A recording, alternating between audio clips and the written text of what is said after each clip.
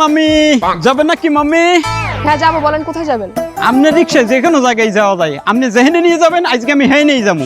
এই নিয়ে ফাইজান করেন নাকি, আগে বলেন কোথায় যাবেন? আজকে আপনারা দেখে আমার ফিলিংস অন্যরকম হয়ে গেছে। আপনি যেখানে নেবেন আজকে আমি সেই এনে যাবো, কোনো কথা নাই। আচ্ছা ঠিক আছে, ওঠেন।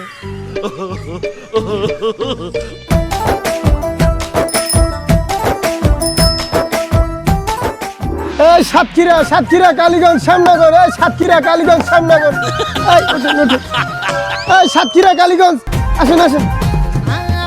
সাতক্ষীরা কালীগঞ্জ। ভাই মেয়ে গায়ে দেন কেন? আরে ভাই কি সমস্যা?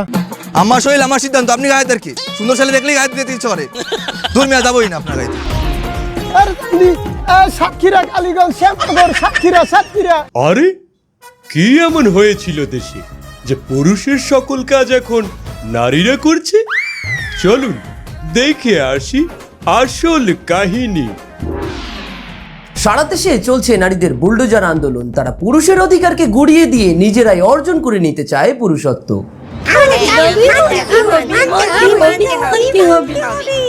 নারী হলেও তারা চায় পুরুষের সমান অধিকার। এমন সময় পুলিশ থেকে প্রশাসন কেউই পেরে উঠছেন না এই সমস্ত মর্দা টাইপের মহিলাদের সাথে।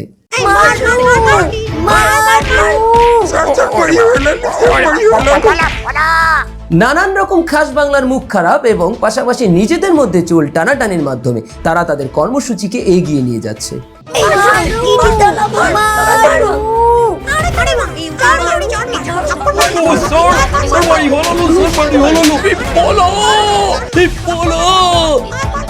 তাদের এই আন্দোলনকে দেশের নানান ধরনের দুশ্চরিত্র এবং লম্পট মহলের অনেকেই বেছে নিয়েছে রাত 12টার পরবর্তী সময়কালীন বিনোদনের খোরাক হিসেবে।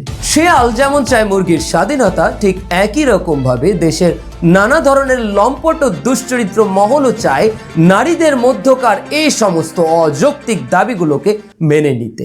এবং শেষমেশ সেটাই হয়েছে। দেশের সরকার মেনে নিতে বাধ্য হয়েছে এই সমস্ত শাহবাগী নারীদের সমস্ত আন্দোলনকে। ফলশ্রুতিতে দেশে চালু হয়ে গেছে নানান অঞ্চলে নারীদের বেলাল্লাপনা ও ধর্মবিরোধী অনৈতিক কর্মকাণ্ড। আমি